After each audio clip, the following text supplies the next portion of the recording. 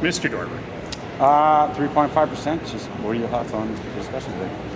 Well, I think that it was interesting that the budget passed unanimously. I was asking around, and it seems like, this may be the first time in 20 years or so that a budget has passed unanimously at council, and I think that's a reflection of the really sincere work that went into this budget from administration and from members of council, balancing some very difficult competing interests to really come up with something that preserves the services that people want, but at a lower price than we looked at before. So, in the past, I've often said that this is the budget we have and no one is particularly happy with it.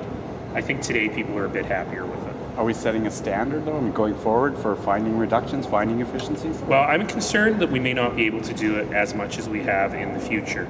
Because remember, we always talk about these percentages, and I hate them because it's not a 3.5% increase on anything. Right? What it is a $4 or $5 increase per month to the average house to reflect inflation. And, so it remains that for less than most households pay for cable, phone, and internet, they're getting police and fire and parks and transit and roads. It's a pretty good bargain. But I am concerned that we will not be able to find the same level of savings in the future. It may well be that we have already harvested the low-hanging fruit. We're not going to stop trying. We're going to continue to work on this very, very hard. But I don't want to set an expectation that this will be possible every year. Any concerns that, like this year, with the end of the one-time rebate, there were a few calls when people were surprised to find the double whammy, as some people called it, the increases on the utility rates will occur in 2016. Do you think that'll surprise some people? Yeah, those are still meant to go forward. We haven't yet passed the bylaw. We won't do that until the spring. But there's no discussion on pulling those back because those really are about paying existing debt. That really comes from the fact that we weren't charging developers for things for a long time and now going on the water bill. So if we pass a new offsite levy by the end of the year, which I believe we will, a new offsite levy bylaw by the end of the year, that will incorporate 100% of the water and wastewater going to developers when they build new neighborhoods, that people will see a real mitigating factor on their water bills in the future. But I need to get that source of revenue in place first.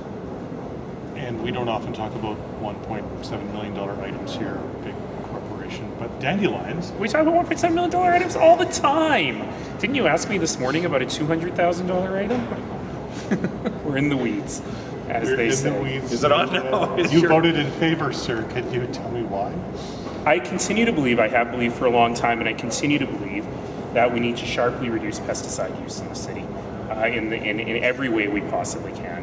And it's important to note that this increase is actually not for pesticides. It is for better mowing, which is a way to decrease the use of pesticides. So in that way, I think that it is a reasonable compromise. But as I mentioned in council today, the one thing we really have to do is remove the supply of dandelions. And you do that by building stronger turf. And that will happen over time with the more mowing and so on. But it also means that we have to really be thoughtful about whether planting non-native grass that is susceptible to dandelions makes sense in every application. So we are going through a process of naturalization of some parks to more natural grasses, which will help solve the problem. But I think what's even more important than that is for us to be very thoughtful about boulevards. There really is no good reason why boulevards should be planted with non-native grasses that require fertilizer and mowing and are really sensitive to salt and get dandelions. So we're embarking on a number of pilot projects for more salt-resistant grasses, more natural plantings, more native plantings, shrubs and trees, rather than grass that will lower our maintenance costs in the long term. And I'm looking forward to seeing more native grasses, wildflowers, and shrubs in those boulevards rather than grass that needs mowing and fertilizing and weeding every year. Okay. I'm still trying to figure out if Thank you. And at least that wasn't 15-0. the city's dandelions are affecting people's yards and they're calling to complain, or if the city's property is being affected by the dandelions in people's yards. It's a bit of both.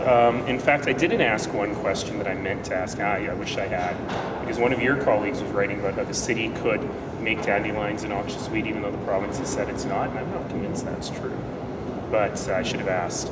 But in any case, the real thing is when you look at the complaints, they really haven't changed very much.